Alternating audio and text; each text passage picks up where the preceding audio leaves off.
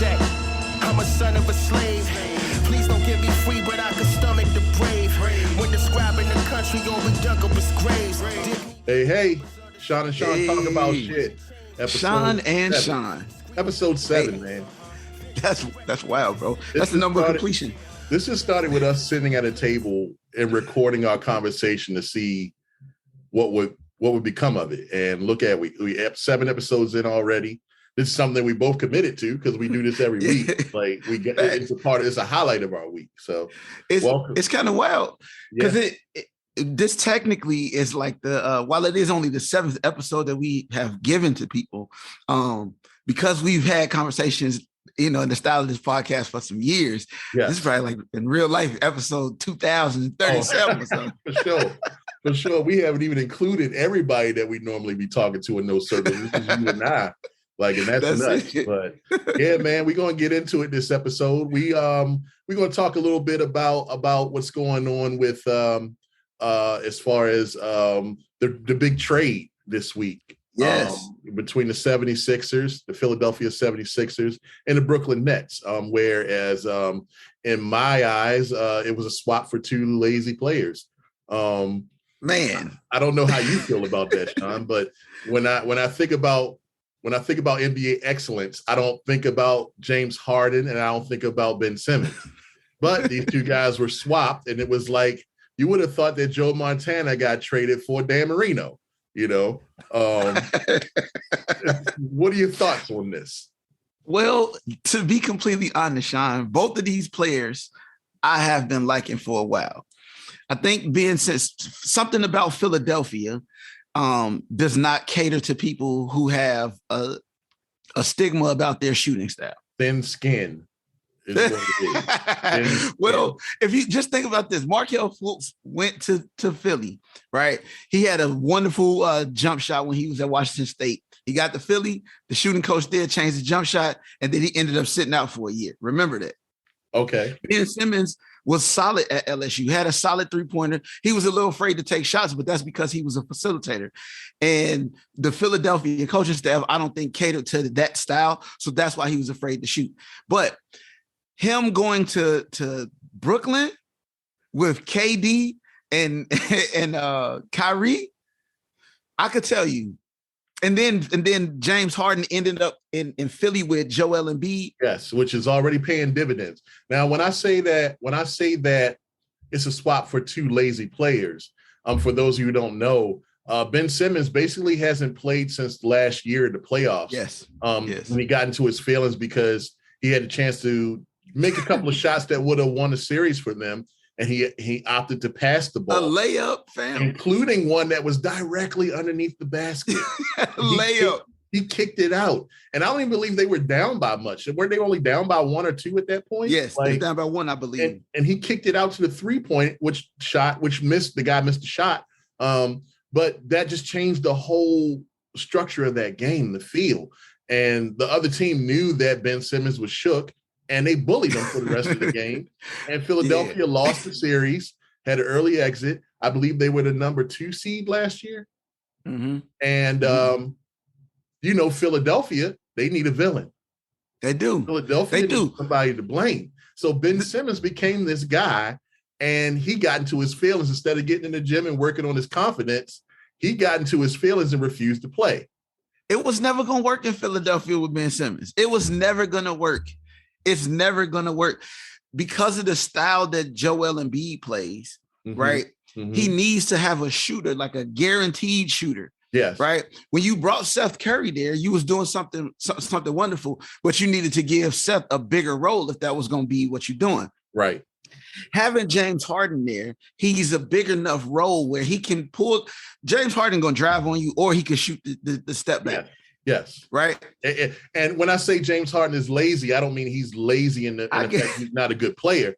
He doesn't commit to his body in the NBA. He does, like James Harden. If James Harden worked out as half as hard as LeBron James, like he would be playing for probably 20, 25 years. But I believe James Harden's and got only 2-3 years left because of the way he's and he's over 10 years. So I'm not saying that he doesn't seem to commit the way that the I agree super elite NBA players do. And James Harden is very elite, but he doesn't commit to the look. He gets those buckets. He gets buckets. I think that was the old James Harden, though. I think he wasn't comfortable. Remember, he was in Oklahoma City. They should have won the chip, right? Yeah. They should have won the chip, but they didn't because Russell Westbrook decides that he don't really like for people to win. Right. He don't want to pass the ball. He don't want to pass. He want to be the guy. So anyway, right? They ship him. Michael Jordan. He don't want to give up the ball, but he missed the shot. The anti-GOAT. Reverse Michael. Reverse Mike. Bizarro. He's Bizarro Superman. Now, the reality is, right, so they sent James Harden down to Houston, right? And he was banging for Tuesday. Remember, he was playing with Capella. If Capella was Joel Embiid, Houston would have won a championship, right? But Capella was soft. He's not Joel Embiid. So now you bring James Harden to Philly, and he want to play in Philly. He got a big man who could actually play like a big man, and the big man can shoot, and the big man commands attention, so he don't got to be the only guy. I don't see how you lose. Then they got pieces too. I don't see Philly going to do really, really well. They're going to do really, really well off of that. We'll see. We'll see what happens because they still got to come out the East. The East is kind of tough this year. You got right now, I believe Chicago is the number 1 seed, is in first place. And lurking behind them, Brooklyn's coming up quickly. And Philly's rolling. Philly's number 2, I believe. But you also got the champions. The champs are also coming into their own, who are I believe, currently in 4th place. But you can't count out Giannis and the Bucks. I can, because I'm from Chicago, first of all. Yes. I can. So here's the thing, though. I'm going to be completely honest with you. The East is still wide open, right? The East is still wide open. Brooklyn has not molded as a team yet, right? They haven't gelled as a team. And they got on that big slide, that like 8 or 9, 10 game slide, which put them, I mean, with there's not that many games left in the regular season. They're not going to get the number 1 seed, but they can still get in the middle of the pack, Yeah, I mean, and just think, like, KD was injured. You just got Ben Simmons there. Kyrie kind of just came back. That's not going to work yet. Remember, though, Sean, I don't know if you remember when KD said he was going to Brooklyn. Remember, I said Brooklyn is going to be the very first team in NBA history to win 4 years in a row. First team to 4-peat, right? Yeah. It's not going, and I told everybody it's not going to happen this year. Everybody's like, oh man, they got the big 3. They put Hart. I said it's not going to happen this year. Wait though. When Brooklyn wins their first championship, which will probably be 2023 or 2024, they are going to win 3 subsequent years after that. You think so? Because that would put Durant close to 20 years. You think his body's going to hold up that long? Because he can't stay healthy now. Durant. The reason why Durant wasn't quote unquote healthy, right, is because he waited for a good portion of his NBA career to start building his muscle mass, right? Okay. They didn't. I don't think people properly told him, like, hey, or maybe they did. Maybe that was the plan, right? They didn't tell him, hey, look, start building muscle mass while you younger, and then as you get older, you'll be ready to play in it. But if you consider what he did, he stayed out of his muscle mass for all of those years, stayed lean and stayed dominating, right? He still is a dominant player, but now he's building muscle mass. So just imagine that muscle mass is going to add a little bit of time and buffering where he could be able to move around. KD got some years in him, and people should be afraid of what he's going to do next, though. Okay, I'm with that. But I also know what my eyes have seen over the last few years. And when Giannis is on, you can put all 5 on him, and you ain't stopping him. Like we saw that in the finals last year when he took down by himself a very fine Phoenix Suns team. The Phoenix Suns was hot, but Chris Paul mind wasn't in the thing. Remember, Chris Paul didn't want to play in the bubble. He didn't want to start the NBA season. Remember, Barack Obama got them to start playing basketball again off a phone call. Right. So I won't even give that to Chris Paul. Remember, Chris Paul is the guy. Like, he's the point guard that your point guard's favorite point guard is. True. You did? True. So I like what he's doing, though. I don't think that his career is going to be the career that he's supposed to get a championship. He is one of those players that develops good players, right? Mm-hmm. He's either going to be an outstanding coach or he's going to be an outstanding executive in his next career. I can totally see that. But, you know, again, I watched Giannis put up 50 and then go get a 50-piece nugget from Chick-fil-A to celebrate his 50 points in the championship game. So when Giannis is on, I don't care who you put on him. Only team I think could deal with Giannis in the East, coming out of the East, is Miami, because their defense is rough. I don't know. I mean, the Bulls play bully ball. They play, the Bulls they hooping like the Bulls that I remember when I was a shorty. Okay. So, I mean, we needed some energy like Debo, right? And Zach, right? Mm-hmm. I could tell you this. What I personally think, I kind of feel like AD want to come back to Chicago, and I think that's why he's been pretending to be injured, right? You think he pretended? I don't know, because that injury he got a couple weeks ago was serious. I don't know if you saw it, but his I didn't. Ankle, you know, I'm not watching basketball. Bro, his ankle twisted so badly that when he looked down, he could see the bottom sole of his shoe. That's how bad his ankle twisted. So I think he definitely got hurt. It's just that with him, when he gets hurt, it's long-term injuries. Like, it ain't like a week here, 2-3 games. He's 9 feet tall. 6 or 7 weeks. Sean, I submit to you, if you have ever seen a building collapse, right? Yes. Like they do the little implosion thing. Yes, from the inside. You see how quick it come down, right? Yeah. How long does the rubble stay there before, you know what I'm saying? The rubble be there for a long, that's what you get. AD is 7 million feet tall. Mm-hmm. Yes, he gonna go down quick. Boom. Yeah. But he gonna stay down because there's so much of him that got down. Yeah. You dig what I'm saying? Yeah. The thing is, though, man, in all seriousness, the NBA has a really wonderful product, right? Mm-hmm. I think that people should focus more on the fact that it's just like the WWE, though, right? Okay. It's just made up stories and made up games and people pretending that things are gonna, you know, that is real. These people ain't injured for real, and they can still hoop. And when they get on the right team, that's why they always end up doing amazingly on the right team. With my air quotes. Okay, I get you. And it's also why they allow LeBron to go from team to team, play GM, win a championship, and then when he leaves, it's clean up on aisle 3 for that team. That's it. It's clean up on aisle 3. That team it's just poor Cleveland. You know, Miami has finally started to rebound nicely over the last few years. But that's because they got a heck of a coach in Eric Spoelstra. Like, that dude, he was a video guy. How about that?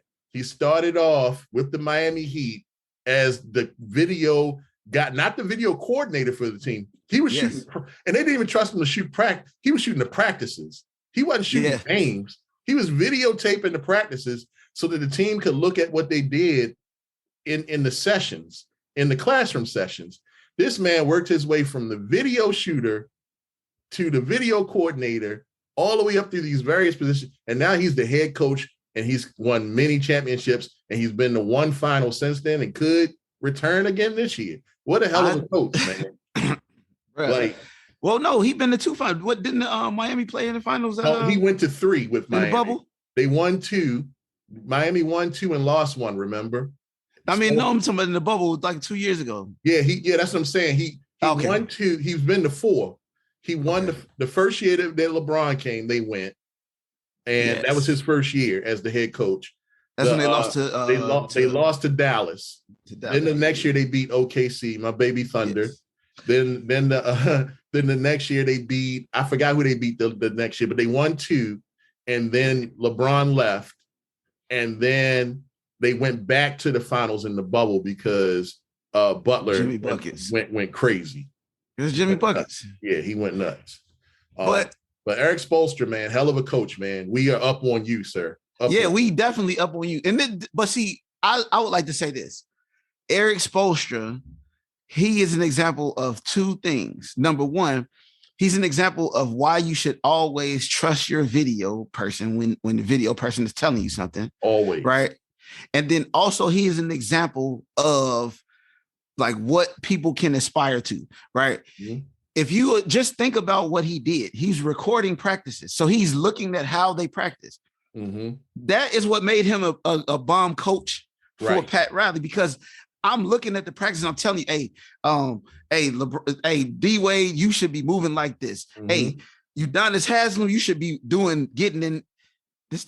I mean, he was we talking about going back to Alonzo Mourning when he was doing that. Yes. You know what I'm saying? This dude with the team, he's been with one team and he worked his way up. Like, I can't say enough about it. Only thing we're going to do, we're going to go ahead and we're going to give you the honorary. We're going to promote you, Eric Spoelstra, from videographer to cinematographer. Yes. You are honorary cinematographer, sir. Honorary, sir. Honorary. Go ahead. Me clapping on your behalf, Eric Spoelstra. We're giving you your flowers, even though I hate that saying because flowers die. I hate flowers that. Do die. Yes, they die. But we giving them to you anyway, Eric Spoelstra. Enjoy. Yes. Hopefully you want them. Yes. I know he do. Eric Spoelstra would kick it with us. I know he would. He would kick it with us. If he heard this conversation, he would be like, you know what? We're going to fly you guys down to Miami. We're going to go to Nobu or someplace like that. We just going to kick it. And I'm with it. And bring your microphones, and we're going to do a special show from Nobu, and I'm going to have Chef Nobu come out, and we're going to eat some really weird fish, and we're going to kick it. That's what Eric Spoelstra would say to us. 100%. But we're going to take a break. That was a very oddly specific, but I'm with it either way. That's my dream for kicking it with every celebrity, though. That's just place that person in that situation. Because I don't know nothing about Nobu, but everybody, all the celebrities say it's good. So I'm like, I'm going to go to Nobu, and I want to go to crustaceans in Hollywood because all the black celebrities always talking about crustaceans. Like my man Gabe used to be a chef at Nobu, man, when we stayed in Hawaii, for real. Who did? My man Gabe. Oh, word? Yeah, he's from Michigan, bro. Oh, word? Well, we need to get Gabe on so we can get aligned with Chef Nobu. So we can because we get Nobu, it's a wrap. We get our microphones. It's a deal. Nobu. We can sit at the table where they cutting the fish with our microphones, and all the celebrities can just come, just cycle in. That'd be cool. Okay. I'm with it, bro. We got lines of Chef Nobu. We didn't even know that. Hey, we're going to take a break on Sean and Sean Talk About Shit. We'll be right back. Hey, everybody. This is Sean Galloway, one half of Sean and Sean Talk Shit, and I'm here to talk to you about podcast production. The market is completely flooded with podcasts, and rightfully so, because everyone deserves the right to be heard on any platform that's available. That's what makes us American. But let me tell you this. Unlike our video counterparts, badly colored or shaky video is acceptable depending on the content. But bad audio, on the other hand, is completely unforgivable. Nobody will listen. You'll tune them out. In fact, an audio guru friend of mine used to say that video without good audio is just surveillance footage. Facts. This is where the professionals at Vetrapreneur Visions come in. This award-winning company excels at the audio production needed to get your podcast quality to the next level. Look, a lot of you out there already found the 57 Chevy body in the old barn, right? You got the content. Let Vetrapreneur Visions come in and look under the hood, fix things, and shine that baby up for your next show. Online, you can find the website at vetrapreneurvisions.com. For Instagram, it's simply vetrapreneur_visions. And you can find us on Twitter by searching at vetrapreneur_. Welcome back to Sean and Sean Talk About Shit. Welcome back. We are here, man. We're here. And Sean wanted to talk a little bit about, he wanted to take some time to talk about Black history. And, we went through the month of February. And we didn't get a chance to focus on Black history probably as much as we wanted to, but we had guests and we had other things going on. So we still within that parameter. It's the first week of March. Give a wrap up to Black history, Sean. What were you thinking? What did you want to talk about? I mean, I'm a descendant of American slavery. Everybody who knows me knows that I ethnically identify as ADOS, an American descendant of slavery. Mm-hmm. I think that it's imperative that during Black History Month, right, we stop trying to focus on the Black like global identity and like Black national identity, and we have a specific focus on the descendants of slavery. And I say this for this reason. America's is our home country. We don't have any place else that we could tie ourselves to. I know people go like, oh, African American, things like that. Mm-hmm. But like I kind of feel like that phrasing is a little bit it's a little bit dismissive of the identities of Black people who don't come from Africa, like Jamaica, Haiti, Trinidad, and things like that. Yeah. So we understand that Dr. Woodson created Black History or Negro History Week so that we could celebrate the descendants, right? And so that the descendants could always have something to tie themselves to in America, and they could know their history, but it also could help them move forward as an ethnic group. Over recent years, though, we've allowed for Black history to become like this global Pan-African Black history where we celebrate Desmond Tutu, Bishop Tutu, may his memory be for a blessing, or Nelson Mandela, may his memory be for a blessing. And while these people are significant, we could really create a whole nother month to kind of do like Pan-African Black history, right? I think that when we celebrate Black History Month, it should stay focused on the descendants, just because that's our ethnic identity, and our generations need to know where they came from and then what they have to look forward to. Right. And we're definitely not with going back to what we talked about last week. We're not with Kanye and his Black Futures Month. Like, not with Black Futures Month. First of all, we don't even know what the future has in store for us. So there's a reason why people are cautious when they use the word future in a title or something. You know what I'm saying? So we miss us with that BS. But I'm tracking, bro. I'm tracking. Black History Month should be just what it is. And I'm really happy with what's going on as far as Black History Month. When I walked into Target in February, in some of the local stores, there was a real push to celebrate Black History Month and our heritage. There was clothing designed by kids from Bowie State University in the Targets. There were, so there were posters, there were all kinds of things. Even though the one T-shirt I saw was burgundy, pretty color, and it just had a bunch of Black history people's names on it. I don't know how that's a design, but whatever. And if somebody flamers, though. Huh? That's kind of flamers, right? It is. Somebody was like, but it's the same thing that we've been seeing since the Central Park 5 thing. That was, I believe, the Central Park 5 was the first T-shirt of that kind, where it just had all 5 guys' names on it. It was a black T-shirt with white letters. Now that shirt just keeps getting replicated over and over again, and I don't mind it, but don't put your name on it like you designed it. Like you just got a T-shirt press in your dorm room, and you made the shirt. Like that's okay. Like you know what I'm saying? I'm with it. Yeah, but not hating on anybody, but I as a cinematographer, I appreciate originality. And ahead, to be completely honest, like I'm not saying that there shouldn't be some time to celebrate like a Black global identity. Yes. Right. I do think we should make some time to do that. But when it comes to Black history, like it's really, to my opinion, it would be considered erasure if you don't specifically highlight the descendants, right? Yes. Because that's who it's for. Most people don't even know that, like, first of all, America wouldn't even have a history if it wasn't for a descendant, right? Crispus Attucks. He's the very first. They don't even teach you about Crispus Attucks in school. Right. Like he's the reason why the Boston massacres happened. Right. And they don't even tell you about him in school, but they'll tell you that Paul Revere got on the horse and was riding. Mm-hmm.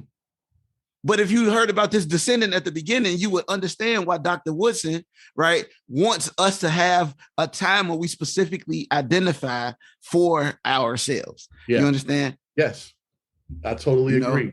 So I'm tracking on that, bro. I do believe that Black history should be Black history, and we should have another time to celebrate the current people who have done great for our kind, for our race, for our culture, for everything, So And that, in my opinion, Sean, would develop Black excellence, right? The phrase that everybody, yes, Black excellence. Good transition, bro. Black excellence. With the air quotes. Yeah. What is it? Quotes. How do we define black, that? What is Black excellence? Is it Jay-Z and Beyonce? Is it? Is it? I don't know. What is Black excellence? Well, let's break it down. Let's break it down. The two words together sound great. They do. But what do they mean? They mean a lot of trouble for a lot of people, Sean. Because what is excellence, right? Mm-hmm. What's the definition of excellence for people? And then also, what's the definition of Black for people? Because both of those two things are really a loose definition for excellence is perfection. That's it. Like, and my Black is a color. It's a color. So now if we go with that definition, those two definitions, like Black excellence seem a little, so, okay, well, I got this color, this excellent color. Mm-hmm. I mean, this perfect color, right? Color. Yeah. Black perfection. So how does that translate into what people have turned into a mood, as the young people would say? I mean, I get the idea, like the phrasing, right? Mm-hmm. The phrasing, Black excellence. This thing, we see this cinema, or this music, or this art, or this thing that represents Black people or somebody's Black identity. Okay, yeah, I could see how that is a representation of Black excellence. Mm-hmm. How's it a mood? I don't really know. Yeah.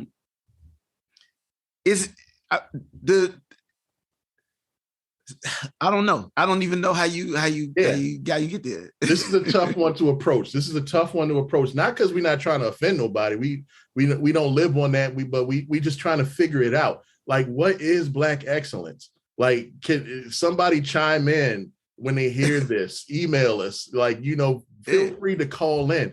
But I just like, hashtag Black excellence is like something that always confused me as a person who looks deep into pretty much everything, and so I can understand things better, as a person that's not afraid to ask questions.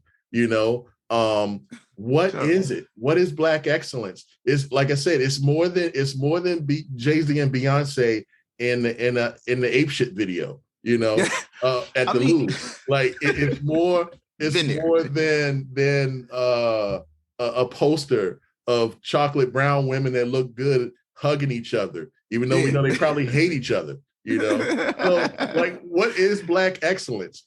Somebody tell us. I feel what's the meaning? And don't sit up, don't get on here and tell us what we already been saying, because that's going to get your ass ate up. Tell us what it is. I mean, me, Sean, I always felt like being Black is a superpower, right? Mm-hmm. Especially if I don't want people, first of all, let me put this disclaimer out there. I say a lot about being a descendant and how amazing it is to be a descendant. That does no way diminish my love for ethnic identities that are not from America, right? Mm-hmm. I want to highlight my ethnic identity so that the generations of young people who share the same ethnic identity have pride in what they're standing on. Mm-hmm. So, I feel like this, Sean, being a descendant of slavery, right? Even if you don't want to call, being a descendant of slavery is a superpower, right? Okay. Like, my Blackness in America is a superpower because some descendants gave it to me. They survived. Right? They survived some terrible shit. Yes. Not only did they survive, mm-hmm. America don't even have a face without them. Yes. Well, I'm talking about at all. There's nothing in America that exists without them. Remember, clearly you could look at Crispus Attucks having to start the war, right? After 2 or 3 years of these people talking about how they was going to start this war, right? Mm-hmm. Clearly they scared, right? Yeah. So without those descendants that's urging them to be the best versions of themselves, they don't even know how to move forward. Right.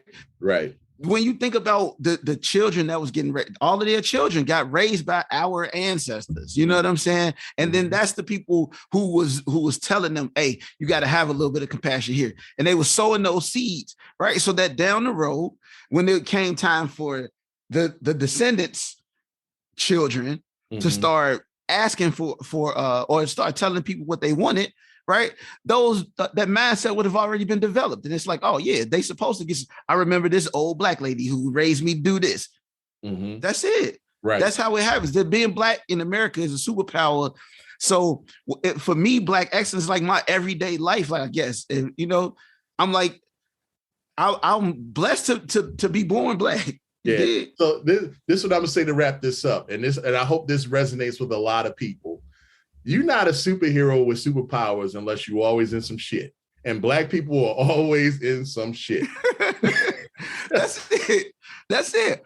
My thing about this though, Sean, is about superpowers is this. When you get a superpower, you can use it for good or you can use it for evil. Right? If you use it for good, they call you a super what? Hero. If you use it for bad, they call you a super villain. Either way, you still super. Yeah. Right? Yeah. Yeah. So you black in America, regardless if you decide to use your superpower for good or for evil, you still gonna have a power. You still gonna be super, right? You could. That's not saying that white people ain't super in their regard. I don't know. I'm not white. I can't tell you what you're doing. Asian people saying anybody that's not black, right? Or I can't tell you. Right. I can't tell you what your superpower is. Now, I could tell you that they did this little masterclass on they did a masterclass on Amazon that I think black people should watch. Okay. I'm a pause right there. Okay.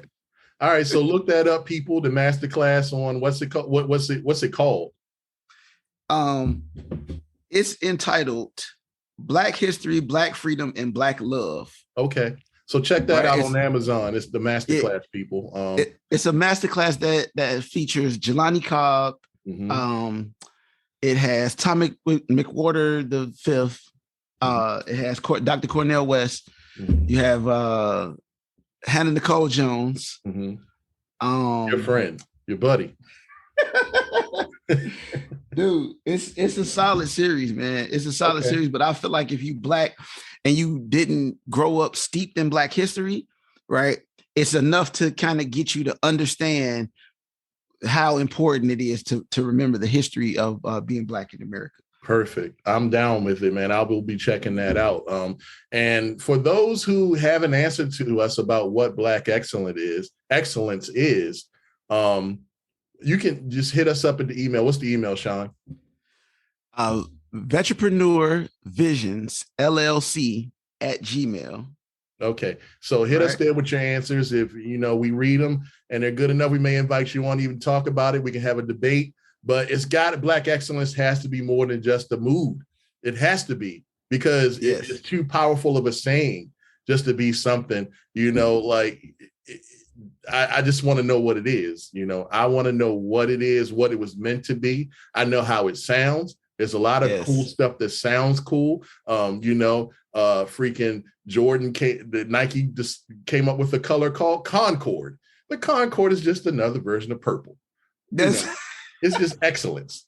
Concord. It's just purple. It's the goal. It's the goal. Yeah, it's purple. And I definitely think we should do that though, Sean. Like let's invite the public at large to share. Yeah.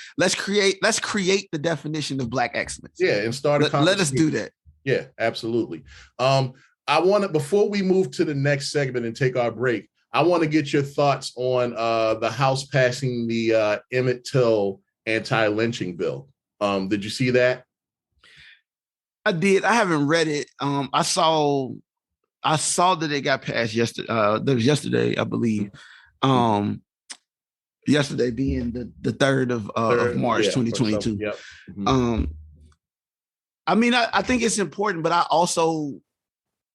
I think that with the passing of that bill, right, there's a larger conversation that needs to be had. And that conversation is specifically about the ethnic identity of the descendants, right? Time and time again, we revisit these stories of the past and we try to make everybody identify with them, but not everybody identifies with these people in these stories. They are just stories to some people. Yeah. To those of us that are descendants of slavery, right? These are family members that we may be connected to. But then it's really interesting how, like, in the future, right, I would imagine somebody's going to mention this bill as something pertaining to civil rights that has absolutely nothing to do with the descendants. Right. And that's where it's going to be a problem, because people are going to in my opinion, right, people are going to keep using the descendants as a catalyst for their movement. Right. And then when they get whatever thing that it is that they get from the movement, right, we'll get absolutely nothing. We'll be right back to the bottom. And then we'll have to, we'll get told that we got to wait, or America don't have the means by which to make it happen. So, right. Okay. All right. I'm with it. So, yeah, we'll dive deeper into it on one of the upcoming shows, because, I saw that on Monday and I thought it was huge. And the first thing I thought is, really, finally, like, about time. Yeah. Like, when we did a shoot last year at the Great Blacks and Wax Museum in Baltimore, and they have a really really deep lynching exhibit, and we were talking, we were looking at it and reading all the stuff on the walls, and we were talking, we were talking about how they had a little article about how in 1993, like they were trying to get it passed, and it was still getting blocked, and this, that, and the other. And that was in 93, man. Like, go ahead. Now I got a question. Now that you passed this bill, now that this bill is passed, the lady that got Emmett Till murdered, right, with the lie, are they gonna go lock her up? She live in Indiana. She's still alive? In Indiana. She live in Indiana. She been in Indiana. She 83 years old. They said they don't want to send her to jail because she's too old. They ain't had no problem sending Bill Cosby and them to jail at 80 something. So now you got a bill anti-lynching. So it's a law that she shouldn't have did what she did, right? You did what I'm saying? She got him lynched. He got murdered. There's no statute of limitations on murder. So tell me what's happening. Yeah, that's a good question, man, and one worthy of bringing up. We need to maybe find out what could happen. We know what should happen, but will the powers that be make it happen? Obviously she's smart. She protected herself by moving to Indiana, and we, for those of you who don't know, Indiana is one of the most KKK represented states in this union. Yes. And, it is very, very, they are very protective of their own. Not that the whole state's that way, but there are lots of parts of it that are places that people like Sean and I shouldn't go. Sure. And I've been to some of them though. Yeah, I found myself in a couple of those places, and it wasn't, I wasn't afraid. I'm not afraid of any other a human, but it was interesting. Yeah, for sure. Yeah, for sure. It was interesting. But yeah, so that's where we are right now. We'll really dive into this, because I feel like this deserves an entire segment on maybe a whole show where we can get some people on to talk about it, some specialists, some doctors, and things of that nature. But we'll take a break and we will be right back. We lost it on our way to a land where tragedy's close. Post-arrival, no survival when matters the most. It's Master praying for MAGA, the dagger to the throat. What matters the most. It's Master praying for MAGA, the dagger to the throat. Welcome back to Sean and Sean Talk About Shit. We are here. Welcome back. Yeah, man. So Sean wanted to talk a little bit more about the Amazon show about Black culture. So we're going to give him a little bit of time to talk about that. Go ahead, bro. All right, so the show is entitled Black History, Black Freedom, and Black Love. It features Jelani Cobb, Kimberly Crenshaw, Angela Davis, Nicole Hannah-Jones, Sherilyn Eiffel, John McWhorter V, and Dr. Cornel West, right? Or Cornel West, sorry. the show talks a lot about like loving on Black people and how to kind of love Black people.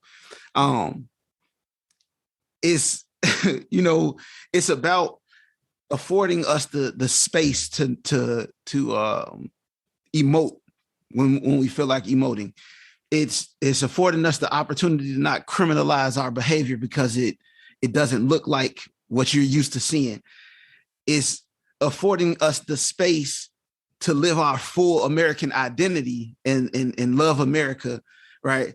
It's the opportunity for us to be conservative or liberal or center, right? Or left or right just because we feel like it and we're not a monolith, right? It's a very, very excellent show. Okay. If you're not a person who was steeped in Black history growing up, right? Or especially if you're Black, right? If you are what people consider an African American, I guess, in America, or if you have a Black identity, I would suggest that you see it because it's a lot of historical information in there that would let you understand how we arrived at Black America that we have today. Okay. All right. So yeah, check that show out, everybody. I know I'll be checking it. I'll probably watch it this weekend. And you said it's on Amazon Prime? I did. Here's the thing, Sean. One of the people on that show has blocked me on Twitter. Okay. Right? Yeah, we talked a little bit about this. Yeah. That person, right, is Hannah Nicole Jones. Mm-hmm. Right? Okay. I'm sorry, Nicole Hannah Jones. I didn't mean to say her name improperly, but she said a lot of things when I first was looking at her when I first started following her on Twitter. She would talk more about how like a more of a Pan-Africanist type of view of Black redress. Mm-hmm. And then recently, like her conversation shifted a little bit and she started using talking points that I know were from Yvette Carnell and Antonio Moore from the ADOS Foundation. So I asked her about it, right? And as soon as I asked her, she blocked me. I asked her why she was using their talking points now after she switched. I mean, after she was saying something different before, she blocked me. I feel like this. Don't shoot the message. When people hold me accountable, I gotta live in the accountability. I have to be like, okay, I messed up, right? Don't block me because the truth is happening. Like, I didn't create your truth for you. You did what you did, and it caused something else, right? Yeah. It's weird. I think people forget. Go ahead. Blocking people's the easy way out. Like, you didn't ask her anything terrible. Like, you didn't talk about her children or her family or anything or her husband. Like, you asked her a reasonable, educated question. And I know that a lot of people probably ask her that question. She probably gets it all the time and she has to have an answer for it. But maybe she doesn't. And blocking you is the easy way out. Now, I can say this, though. She did a wonderful job on this masterclass. The show is a masterclass. It's actually created by the masterclass people, right? Mm-hmm. She did a really solid job on this show. And her dad was a veteran. I'm identifying with her dad. His dad was like from, if I'm not mistaken, Alabama. I don't want to get it messed up. Apologize if I got it wrong. But her dad from down south, he was descendant. He ADOS, you dig? And he was a veteran. She was talking about how when she was young, she couldn't understand how he identified with the flag. And, he a veteran of World War II. So, he came back and it was still super bogus. Right. She couldn't understand. She said one day she found that understanding, right? Mm-hmm. So just kind of listen to her story. Yeah, I dig it, right? I dig that when I said what I said, it probably was jarring, right? Because you didn't think nobody knew. I also asked her about Project 1619 from Hampton, right? Mm-hmm. I asked her why she didn't affiliate her work with them if they've been doing the work since 1994. It's called Project 1619. Right. Yeah. You sold yours to the New York Times. I'm not a reporter, Sean, right? Right. Never professed to be. I know some reporters and I know some reporters who report well. Mm-hmm. I know that the reporters who don't report well can have a tendency to hear an idea and then kind of it becomes some of themselves, right? It kind of becomes their own, takes on a life of their own because they begin to research it and then they go inside the idea and it starts to feel like it's theirs, right? I'm not saying that she didn't have, points that were her own. I'm just saying that you should probably have said this thing exists. So reference it at least to give some credence to it. Yeah. Okay. Yeah, I'm tracking, bro. So we'll check that show out on Amazon, and hopefully one day we can get her on. I would love to hear you two debate and go back and forth, and hopefully, she can present something that'll help us see her side better. Is what I'll say. But we'll see. Before we get out of here, though, I don't know if you saw this. This is a complete change of subject. But did you happen to see Kanye's new music video featuring the game for Easy? I did not see the video. However, on Twitter, apparently he's killing Pete Davidson. The video is a claymation-based video. Only the game is actually in the video as himself. And game, he puts it down in this verse. But then Kanye is rapping holding a severed head, and he's murdering a claymation Pete Davidson, a claymation bird with roses. So rose thorns, because remember they were saying he did the truck thing with the roses. He tied it all together. It's a very dark video. Very dark video. It's a dark song. The beat is dark. It's supposed to be. But Kanye, come on, bro. And then at the end of the video, he was saying he said something to the effect of nobody was harmed in the making of this video except for you, Skeet. And then he goes, just kidding. Like, bro, don't you know you're setting yourself up here? Like, Pete Davidson has openly talked about how he's dealt with depression. Pete Davidson lost his father in 9/11. Yes. So he has been dealing with depression. Do you publicly? Do you think he wants to deal with your shit, Kanye? Like, what if you put him into a situation where something, God forbid, something terrible happens to him, and it's because he's in this depression that you have put him back into this cycle? Like, what then, Kanye? Are you even thinking about that? Remember when Kanye was talking about his mental health issues and whatnot, and like the public at large was supposed to have some type of space for him. The public made space for him. It's like, he going through this, and he's suffering, right? Like for you to not find that same space for somebody else, all because they dating, a lady a lady that you